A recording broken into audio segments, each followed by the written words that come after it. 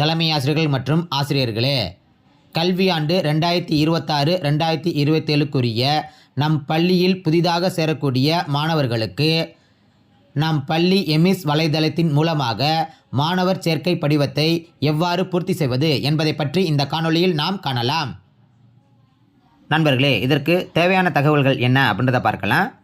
இப்போ அந்த மாணவர் நம் பள்ளியில் சேருவதற்கு முன் அங்கன்வாடியில் பயின்றவரா, சுயநிதி பள்ளிகளில் பயின்றவரா, பிற மாநிலம் அல்லது பிற நாட்டில் பயின்றவரா, நேரடியாக நம் பள்ளியில் சேரக்கூடிய புதிய மாணவரா என்பதை நாம் குறித்து வைத்துக் கொள்ள வேண்டும். அதற்கு அடுத்தது அந்த மாணவருடைய பெயரை ஆங்கிலத்தில் மற்றும் தமிழில் குறித்து வைத்துக் கொள்ள வேண்டும். அதுக்கடுத்தது அந்த மாணவருடைய பிறந்த தேதியை குறித்து வைத்துக் கொள்ள வேண்டும். அதுக்கடுத்தது அந்த மாணவருடைய பாலினம் அதை குறித்து வைத்துக் கொள்ள வேண்டும். அதற்கடுத்தது அந்த மாணவர் நம் பள்ளியில் எந்த வகுப்பில் சேருகின்றாரோ அதை குறித்து வைத்துக் கொள்ள வேண்டும். அதுக்கடுத்தது அந்த மாணவருடைய கற்றல் மொழி, அதாவது மீடியம் ஆஃப் இன்ஸ்ட்ரக்ஷன், அதை குறித்து வைத்துக் கொள்ள வேண்டும். அதுக்கடுத்தது உறவு வகை, அந்த மாணவர் பெற்றோர் மூலமாக சேர்கிறாரா அல்லது பாதுகாவலர் மூலமாக சேர்கிறாரா. இப்போ பெற்றோர் அப்படின்னு குறிப்பிட்டிங்கன்னா பெற்றோருடைய பெயர், தாய் பெயர், தந்தை பெயர் ரெண்டையுமே ஆங்கிலத்தில் குறித்து வைத்துக் கொள்ள வேண்டும். அல்லது பாதுகாவலர் அப்படின்னு குறிப்பிட்டிங்கன்னா பாதுகாவலருடைய பெயரை குறித்து வைத்துக் கொள்ள வேண்டும். அதுக்கடுத்தது அந்த மாணவருடைய மதம், சமூக பிரிவு இதை குறித்து வைத்துக் கொள்ள வேண்டும். அதுக்கடுத்தது அந்த மாணவர் சிறப்பு கவனம் தேவைப்படும் குழந்தையா என்பதை நீங்கள் கண்டறிந்து வைத்து கொள்ள வேண்டும். அதுக்கடுத்தது அந்த மாணவருடைய அலைபேசி எண்ணை குறித்து வைத்துக் கொள்ள வேண்டும். இறுதியாக அந்த மாணவருடைய ஆதார் எண் இருந்துச்சுன்னா குறித்து வைத்துக் கொள்ளுங்கள். இல்லை அப்படின்னா அந்த மாணவருடைய ஆதார் எண் கட்டாயம் இல்லை. மேற்சொன்ன இந்த தகவல்களை நீங்கள் குறித்து வைத்துக்கொண்டு அந்த மாணவருக்குரிய மாணவர் சேர்க்கை படிவத்தை நம் பள்ளி எமிஸ் வலைதளத்தில் பூர்த்தி செய்து கொள்ளுங்கள். நண்பர்களே, அடுத்து நம் பள்ளி எமிஸ் வலைதளத்தில் மாணவர் சேர்க்கை விண்ணப்ப படிவத்தை எவ்வாறு பூர்த்தி செய்வது என்பதை பற்றி பார்க்கலாம். நண்பர்களே, நம்முடைய அலைபேசியில் கூகுள் குரோமை திறந்து கொள்ளுங்கள். அதில் தேடும் இடத்தில் EMIS என்று தட்டச் செய்துவிட்டு தேட ஆரம்பிங்க. தற்போது emis.tnschools.gov.in அப்படின்ற இணையதள முகவரி உங்களுக்கு காட்டப்படும். அந்த இணையதளத்தை திறந்து கொள்ளுங்கள். இங்கு பயனாளர் பெயர் அப்படின்ற கட்டத்தில் நம் பள்ளியுடைய 11 இலக்க யூடேஸ் எண்ணை பதிவு செய்து கொள்ளுங்கள். கடவுச்சொல் அப்படின்ற இடத்துல நம் பள்ளிக்கு எமிஸ்க்கு என்ன கடவுச்சொல் இருக்கோ அதை பதிவு செய்து கொள்ளுங்கள். பின்பு லாகின் அப்படின்ற ஒரு பொத்தான் இருக்கும், அதை அழுத்துங்க. இங்கு மேலே 3 கோடுகள் காட்டப்படும், அதை அழுத்துங்க. இப்போ கீழே வந்தீங்க அப்படின்னா students admission form academic year 2026-2027 அப்படின்னு உங்களுக்கு காட்டப்படும். அதை தேர்ந்தெடுத்து கொள்ளுங்கள். இங்கே மேலே பார்த்தீங்கன்னா நோ டேட்டா ஃபவுண்ட் அப்படின்னு உங்களுக்கு காட்டப்படும். அதாவது எந்த மாணவரையும் நம்ம சேர்க்கலை அப்படின்றதுனால நோ டேட்டா ஃபவுண்ட் அப்படின்னு உங்களுக்கு காட்டப்படுது. இப்போ மாணவரை நீங்கள் சேர்த்துட்டீங்க அப்படின்னா இங்கே நோ டேட்டா ஃபவுண்ட் அப்படின்னு காட்டப்படாது. சரி, இந்த பக்கத்தில் பார்த்தீங்கன்னா மேலே students admission form academic year 2026-27 மாணவர் சேர்க்கைக்கான விண்ணப்ப படிவம் 2026-2027 அப்படின்னு உங்களுக்கு காட்டப்படும். இதில் நியூ அப்ளிகேஷன், அது கீழே நீல வண்ணத்தில் ஆட் அப்படின்னு உங்களுக்கு ஒரு பொத்தான் காட்டப்படும், அதை அழுத்துங்க. இதில் பார்த்தீங்கன்னா வழிகாட்டு நெறிமுறைகள் உங்களுக்கு கொடுக்கப்பட்டிருக்கும். இவ்விண்ணப்ப படிவம் கீழ்கண்ட மாணவர்களுக்கு மட்டுமே பொருந்தும் அப்படின்னு கொடுத்துருக்காங்க. யாராருக்கு அப்படின்னா அங்கன்வாடியில் பயின்ற மாணவர்கள், சுயநிதி பள்ளிகளில் ப்ரீகேஜி முதல் 12ஆம் வகுப்பு வரை பயின்ற மாணவர்கள், பிற மாநிலம் அல்லது பிற நாட்டில் பயின்ற மாணவர்கள், புதிய நேரடி மாணவர் சேர்க்கை இந்த மாணவர்களுக்கு இந்த விண்ணப்ப படிவம் பொருந்தும் அப்படின்னு கொடுத்துருக்காங்க. குறிப்பு: முந்தைய கல்வியாண்டில் அரசு அல்லது அரசு உதவி பெறும் பள்ளியில் பயின்றுள்ள மாணவர்களுக்கு இந்த படிவம் பொருந்தாது. அதாவது அரசு பள்ளியிலோ அல்லது அரசு உதவி பெறும் பள்ளியிலோ எய்டட் ஸ்கூல் அதில் பயின்றுள்ள மாணவர்களுக்கு இந்த படிவம் பொருந்தாது அப்படின்னு கொடுத்துருக்காங்க. முதலாவதாக கீழ்கண்ட வகையில் மாணவருக்கு பொருத்தமானவற்றை தேர்ந்தெடுக்கவும் அப்படின்னு கொடுத்துருப்பாங்க. இங்கே பார்த்தீங்கன்னா ஒவ்வொரு காலத்துலேயும் பக்கத்தில் ஒரு சிவப்பு நட்சத்திர குறியீடு காட்டப்படும். அவ்வாறு இருந்துச்சுன்னா அந்த கட்டத்தை நீங்கள் கண்டிப்பாக பூர்த்தி செய்ய வேண்டும் அப்படின்னு அர்த்தம். சரி, இப்போ முதலாவதாக அந்த கீழ்நோக்கு அம்புக்குறி அழுத்துறேன். அந்த மாணவர் நம் பள்ளிக்கு வருவதற்கு முன் எங்கு பயின்றார், அதாவது அங்கன்வாடியில் பயின்ற மாணவரா அல்லது சுயநிதி பள்ளியில் பயின்ற மாணவரா அல்லது பிற மாநிலம் அல்லது பிற நாட்டில் பயின்ற மாணவரா அல்லது நேரடியாக நம் பள்ளியில் புதிதாக சேர வந்த மாணவரா என்பதை நீங்கள் முன்னரே குறித்து வைத்திருப்பீங்க. அது எது சரியோ அதை தேர்வு செய்து கொள்ளுங்கள். இப்போ நான் அங்கன்வாடியில் பயின்ற மாணவர் அதை தேர்வு செய்து கொள்கின்றேன்.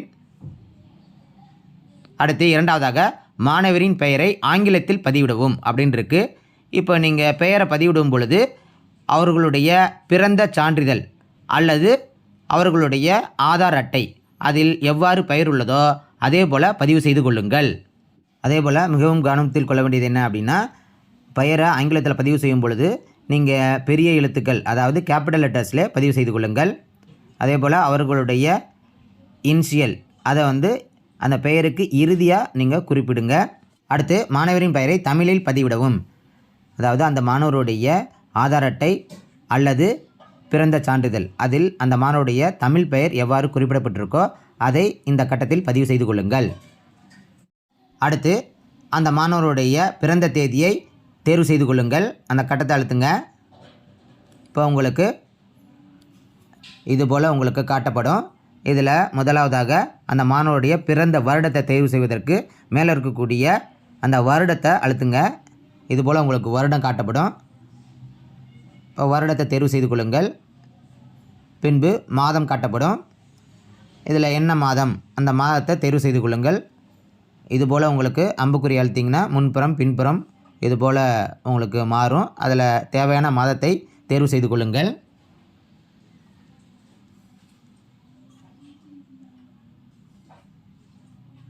மாதத்தை தேர்வு செய்ததுக்கப்புறம் அந்த மாதத்துக்குரிய பிறந்த நாள் என்ன நாளோ அந்த நாளை தேர்வு செய்து கொள்ளுங்கள். அது தேதி, அந்த மாதத்துக்குரிய தேதியை தேர்வு செய்து கொள்ளுங்கள். பின்பு செட் அப்படின்னு இருக்கும், அதை அழுத்துங்க. இங்கே பார்த்தீங்கன்னா பிறந்த தேதி உங்களுக்கு காட்டப்படும். இதை சரியாக இருக்கா என்பதை ஒரு முறை சரிபார்த்து கொள்ளுங்கள். அதுக்கடுத்தது பாலினம். இப்போ அந்த மாணவர் ஆணா பெண்ணா என்பதை தேர்வு செய்து கொள்ளுங்கள். அடுத்து விண்ணப்பிக்கும் வகுப்பு. அந்த மாணவர் நம் பள்ளியில் எந்த வகுப்பில் சேர்றாரோ அந்த வகுப்பை தேர்வு செய்து கொள்ளுங்கள். அடுத்து கற்றல் மொழி. இப்போ அந்த மாணவர் எந்த மீடியத்தில் சேர்றாரோ அதை தேர்வு செய்து கொள்ளுங்கள். அடுத்து பார்த்தீங்க அப்படின்னா, இப்போ நீங்கள் உறவு வகையில் நீங்கள் பெற்றோர் அப்படின்னு குறிப்பிட்டிருந்தீங்க அப்படின்னா அந்த மாணவருடைய தந்தை பெயர் மற்றும் தாயார் பெயரை நீங்கள் அடுத்தடுத்த கட்டத்தில் ஆங்கிலத்தில் பதிவிட வேண்டும். இப்போ உறவு வகையில் நான் பாதுகாவலர் அப்படின்னு கொடுத்தேன் அப்படின்னா அந்த மாணவருடைய பாதுகாவலரின் பெயரை மட்டும் நீங்கள் பதிவு செய்தால் போதுமானது. இப்போ நான் பெற்றோர் என்பதை தேர்வு செய்து கொள்கின்றேன். அதற்கடுத்தது அந்த மாணவருடைய தந்தையார் பெயரை ஆங்கிலத்தில் பதிவிட்டுக் கொள்கின்றேன். அடுத்து அந்த மாணவருடைய தாயார் பெயரை ஆங்கிலத்தில் பதிவிட்டுக் கொள்கின்றேன். இப்போ பெயரை பதிவிடும் பொழுது நீங்கள் கேபிட்டல் லெட்டர்ஸ் அதிலே நீங்கள் பதிவு செய்து கொள்ளுங்கள். அடுத்து மதம். அந்த மாணவருடைய மதத்தை தேர்வு செய்து கொள்ளுங்கள். இதில் சில பெற்றோர்கள் நான் மதத்தை குறிப்பிட விரும்பவில்லை அப்படின்னு சொன்னாங்கன்னா இதில் பார்த்தீங்கன்னா நாட் வில்லிங் டு டிஸ்க்ளோஸ் அப்படின்றத தேர்வு செய்து கொள்ள வேண்டும். அவ்வாறு குறிப்பிடலை அப்படின்னா நான் மதத்தை குறிப்பிடுகிறேன் அப்படின்னு சொன்னாங்கன்னா அந்த மதத்தை குறிப்பிட்டு கொள்ளுங்கள். இதில் ஹிந்து, கிறிஸ்டியன், முஸ்லீம் இதுபோல் உங்களுக்கு மதங்கள் காட்டப்படும். அதை தேர்வு செய்து கொள்ளுங்கள். இப்போ அந்த மாணவருக்குரிய மதத்தை தேர்வு செய்து கொள்ளுங்கள். அதுக்கடுத்தது சமூக பிரிவு, அதை தேர்வு செய்து கொள்ளுங்கள். இப்போ அந்த மாணவருடைய கம்யூனிட்டி, இப்போ பிசியா, எம்பிசியா, எஸ்டியா, எஸ்சி, அதர்ஸா இதுபோல் அந்த மாணவருடைய சமூக பிரிவை தேர்வு செய்து கொள்ளுங்கள். இப்போ சில பெற்றோர்கள் சமூக பிரிவை நான் தெரிவிக்கலை அப்படின்னா இறுதியாக பார்த்தீங்கன்னா ஹிந்து நோ கம்யூனிட்டி அப்படின்னு இருக்கும், அதை தேர்வு செய்து கொள்ளுங்கள். இப்போ அந்த மாணவருக்கு சமூக பிரிவை குறிப்பிடணும்னா இங்கே இருக்கக்கூடிய ஏதாவது ஒன்றை நீங்கள் தேர்வு செய்து கொள்ளுங்கள். அடுத்து மாணவர் சிறப்பு கவனம் தேவைப்படும் குழந்தைகள் வகையை சார்ந்தவரா, அதாவது சிடபிள்யூஎஸ்என் கேட்டகரியில் இருக்கக்கூடிய மாணவரா அப்படின்னு இருக்கும். இப்போ அந்த கட்டத்தை அழுத்திட்டு இப்போ சிடபிள்யூஎஸ்என் குழந்தை அப்படின்னா ஆம் என்பதை தேர்வு செய்து கொள்ளுங்கள். அவ்வாறு இல்லைன்னா இல்லை என்பதை தேர்வு செய்து கொள்ளுங்கள். அடுத்து அலைபேசி எண். அந்த மாணவருடைய பெற்றோருடைய அலைபேசி எண்ணை பதிவு செய்து கொள்ளுங்கள். அடுத்து பார்த்திங்கன்னா மாணவரின் ஆதார் எண். இப்போ அந்த மாணவருக்கு ஆதார் எண் இருந்துச்சுன்னா பதிவு செய்யுங்க, இல்லைன்னா பதிவு செய்யாதீர்கள். இங்கே பார்த்திங்கன்னா கட்டாயம் இல்லை, ஆதார் நம்பர் பதிவு செய்வது கட்டாயம் இல்லை அப்படின்னு இங்கே கொடுக்கப்பட்டிருக்கு. இப்போ பார்த்தீங்கன்னா நம்ம அனைத்து தகவலையும் நம்ம பூர்த்தி செஞ்சிட்டோம். இப்போ நம்ம பூர்த்தி செய்த அனைத்து தகவலும் சரியாக இருக்கா என்பதை மீண்டும் ஒரு தடவை உறுதி செய்து கொள்ளுங்கள். இப்போ அனைத்துமே உங்களுக்கு சரியாக இருக்குது அப்படின்னா இறுதியாக பச்சை வண்ணத்தில் சப்மிட் அப்படின்ற ஒரு பொத்தான் இருக்கும், அதை அழுத்துங்க. இங்கே பார்த்தீங்கன்னா சப்மிட் கன்ஃபர்மேஷன் அப்படின்ற ஒரு குறுஞ்செய்தி உங்களுக்கு காட்டப்படுது. இதில் என்ன கொடுத்துருக்காங்கன்னா, தயவு கூர்ந்து விண்ணப்பத்தை சமர்ப்பிக்கும் முன் படிவத்தில் உள்ளீடு செய்யப்பட்டுள்ள விவரங்கள் அனைத்தும் சரியாக உள்ளனவா என்று உறுதி செய்து கொள்ளவும் அப்படின்னு கொடுக்கப்பட்டிருக்கு. அனைத்து விவரங்களுமே சரியாக இருக்குது அப்படின்னா சப்மிட் அப்படின்ற ஒரு பொத்தானை அழுத்துங்க. இப்போ பார்த்தீங்கன்னா இன்சர்டட் சக்ஸஸ்ஃபுல்லி அப்படின்னு வந்துருச்சு. Thank you for submitting your application form அப்படின்னு சொல்லிட்டு அந்த மாணவருடைய பெயர், அப்ளிகேஷன் ஐடி இது எல்லாமே உங்களுக்கு கொடுக்கப்பட்டிருக்கு. இந்த அப்ளிகேஷன் ஐடி எண்ணை நீங்கள் குறித்து வைத்து கொள்ளுங்கள்.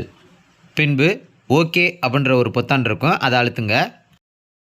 இங்கே பார்த்தீங்கன்னா முகப்பு பக்கத்தில் இப்போ serial number, application ID, student name, class, gender, date of birth, parent or guardian name, எம்எஸ்ஐடி குறிப்பிட்டிருக்காது.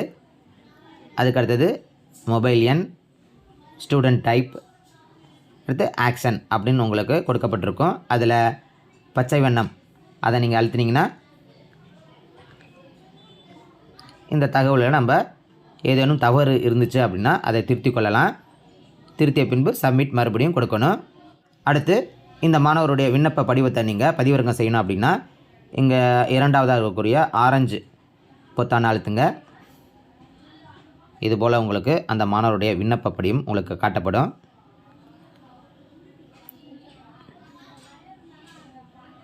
இப்போ பிரிண்ட் அப்படின்னு இருக்கும், அதை அழுத்துங்க. இப்போ இதுபோல் உங்களுக்கு காட்டப்படும். அந்த மாணவருடைய விண்ணப்ப படிவத்தை நீங்கள் உங்களுடைய அலைபேசியில் நீங்கள் சேமித்து வைத்து கொள்ளுங்கள். அடுத்து இந்த மாணவருடைய விவரங்கள் அனைத்தையுமே நீங்கள் டெலீட் பண்ணணும் அப்படின்னா கீழே இருக்கக்கூடிய மூன்றாவதாக இருக்கக்கூடிய சிவப்பு வண்ண பொத்தானை அழுத்தினீங்க அப்படின்னா அந்த மாணவருடைய அனைத்து விவரங்களும் உங்களுக்கு டெலீட் ஆகிடும். அவ்வளோதான் நண்பர்களே, இந்த காணொலியில் சொல்லப்பட்டது போல் கல்வியாண்டு 2026-2027 நம் பள்ளியில் புதிதாக சேரக்கூடிய மாணவர்களுடைய விவரங்களை நம் பள்ளி எம்எஸ் வலைதளத்தில் அவர்களுடைய விண்ணப்ப படிவத்தை பூர்த்தி செய்து கொள்ளுங்கள். நண்பர்களே, இந்த காணொலி உங்களுக்கு பயனுள்ளதாக இருந்துச்சுன்னா லைக் பண்ணுங்கள், ஷேர் பண்ணுங்கள், கமெண்ட் பண்ணுங்கள். இது போன்ற பயனுள்ள காணொலிகளை நீங்கள் பார்க்கணும் அப்படின்னா அறிவகம் பார்ட் சேனலை சப்ஸ்கிரைப் பண்ணிக்கோங்க. பக்கத்தில் இருக்க பெல் ஐக்கனை கிளிக் பண்ணி ஆல்னு கொடுத்துக்கோங்க. அப்போ தான் நாங்கள் போடுற வீடியோ நோட்டிஃபிகேஷன் உங்களுக்கு உடனுக்குடனே வரும். அறிவகம் பார், முயற்சியே வெற்றி. வணக்கம்.